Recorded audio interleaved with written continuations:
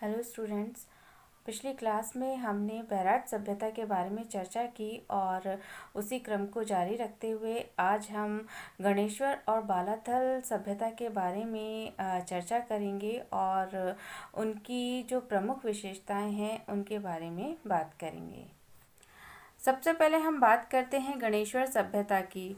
राजस्थान का जिला सीकर में नीमका थाना तहसील में कांटली नदी के उद्गम स्थल पर गणेश्वर का टीला अवस्थित है और इस टीले की खुदाई द्वारा भारत में ताम्रयुगीन सभ्यता की उत्पत्ति, विकास और प्रसार जैसी जटिल समस्याओं पर व्यापक प्रकाश पड़ता है। ये जो सभ्यता है वो करीब 2800 ईसा पूर्व पुरानी मानी गई है और ताम्रयुगीन सांस्कृतिक केंद्रों में से प्राप्त तिथियों में यह प्राचीनतम है। यह सीकर से झुंझुनू, जयपुर और भरतपुर तक विस्तृत है। इस स्थान के समीप वर्ष 1977-78 में एक टीले की खुदाई से इस सभ्यता की जानकारी मिली और संभवतः हड़प्पा, मोहनजोदड़ो और कालीबंगा जैसे विकसित केंद्रों को जो ताम्र था और अन्य जो ताम्र सामग्री थी वो गणेश्वर परिसर के द्वारा ही प्राप्त हुआ करती थी। इस समय यहाँ का जो मानव था वो भोजन संग्रही अवस्था में था और गणेश्वर के उत्खनन से सैकड़ों ताम्र आयुध और ताम्र उपकरण मिलते हैं, जिनमें कुल्हाड़ी, तीर, भाले, सुइयाँ, मछली पकड़ने के कांटे और विविध ताम्र आभूषण हैं। इसका जो मुख्य कारण है वो खेतड़ी ताम्र भंडार क्षेत्र का इसके निकट होना था। इन वस्तुओं में 99% तांबा है और इनमें किसी अन्य धातु का मिश्रण न होने से ये ज्ञात होता है कि इस समय तक ताम्र के अन्य धातु मिश्रित करने का ज्ञान नहीं था। मछली पकड़ने के कांटे की उपलब्धि से ये ज्ञात होता है कि इस समय कांटली नदी में पर्याप्त जल था और जल जंतुओं का शिकार प्रमुखता से हुआ करता था और यहाँ के जो निवासी थे वो मांसाहारी थे। गणेश्वर से कपिश्वर्णी मृद पात्र भी मिलते हैं और प्राप्त मिट्टी के बर्तनों जैसे कलश, तलसे, प्याले, संग्रहण के बर्तन, हांडी आदि से ये ज्ञात होता है कि यहाँ के लोग बर्तन बनाने की कला और उन पर चित्रांकन करने में निपुण थे। वे इन मृद भांडों को काले और नीले रंग से अलंकृत किया करते थे और यहाँ से प्राप्त मृद भांडों को देखकर एक अनुमान लगाया जा सकता है कि शिकार के साथ इस समय पशुपालन भी प्रारंभ हो चुका था। गणेश्वर में ताम्र की प्रचुर प्राप्ति के कारण यहाँ पर मनुष्य ने अब बस्ती बसाकर निवास करना शुरू कर दिया और यहाँ के उत्खनन से आवास संबंधित साक्ष्य के रूप में बहुत सारे मकानों के अवशेष मिलते हैं। मकान पत्थरों द्वारा निर्मित किए जाते थे और ईंटों का प्रयोग नहीं हुआ करता था। पूरी बस्ती को बाढ़ से बचाने के लिए कई बार वृत्ताकार पत्थर के बांध भी बनाए जाते थे।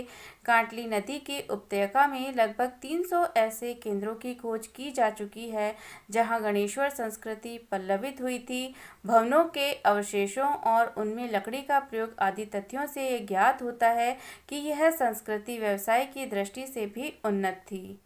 अब हम बालाथल सभ्यता के बारे में बात करते हैं तो बालाथल उदयपुर के वल्लभनगर तहसील में स्थित है और इस गांव के समीप मार्च 1993 में एक टीले का उत्खनन कार्य लगभग 1400 वर्ग मीटर में प्रोफेसर V.N. मिश्र के नेतृत्व में doctor V.S. Shinde, doctor R.K. Mohanty एवं डॉक्टर ललित पांडे द्वारा किया गया।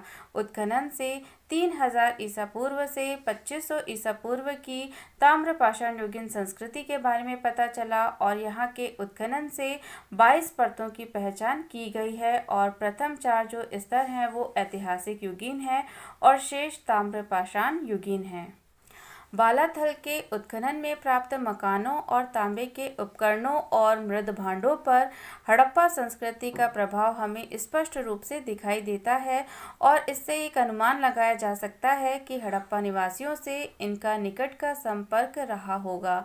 जहां भारत के अन्य ताम्रपाषाण युगीन स्थलों पर केवल छोटे मिट्टी के मकानों के प्रमाण प्राप्त होते हैं, वहीं बालाथल क्षेत्र के लोगों द्वारा पत्थर और मिट्टी की ईंटों के बड़े बड़े मकान निर्मित करवाए गए थे।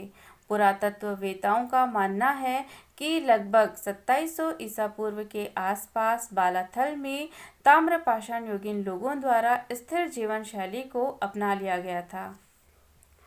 बालाथल से जो ताम्रपाषाण युगीन मृदभांडों के अवशेष मिले हैं, उन्हें परिष्कृत और अपरिष्कृत इन दो भागों में विभक्त किया जा सकता है।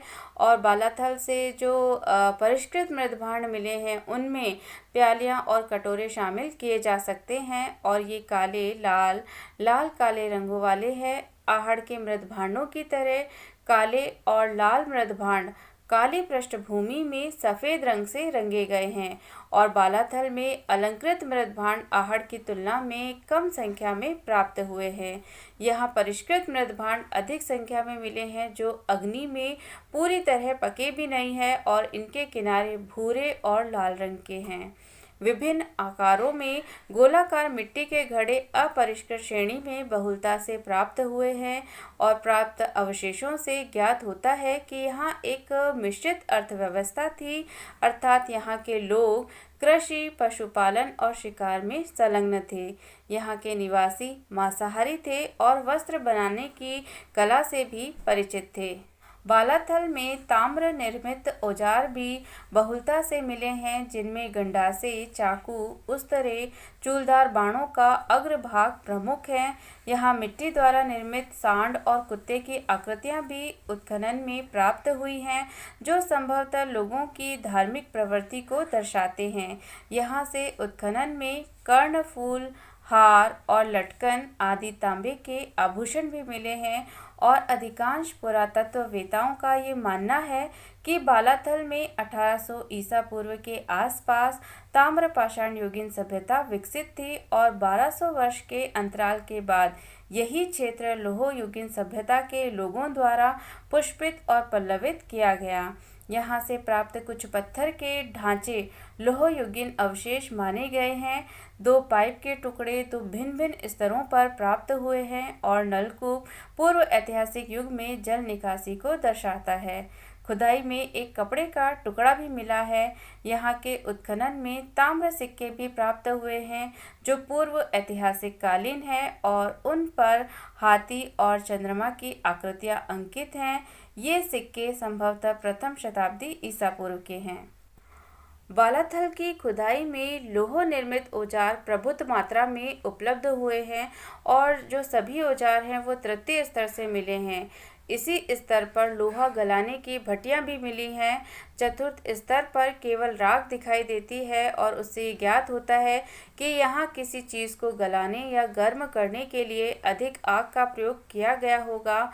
बालाथल में पूर्व ऐतिहासिक काल के भूरे रंग के मिट्टी के बर्तन, घड़े, चूड़ियाँ और पशु आकृतियाँ भी प्राप्त हुई हैं। तो इन उपयुक्त तथ्यों के आधार पर ये कहा जा सकता है कि गणेश्वर और बालाथल की ताम्रपाषाण युगीन संस्कृति एक विकसित संस्कृति थी और यह भविष्य में होने वाले उत्खनन कार्य से अनेक नए साक्ष्य और तथ्य प्राप्त होने की आशा की जा सकती है।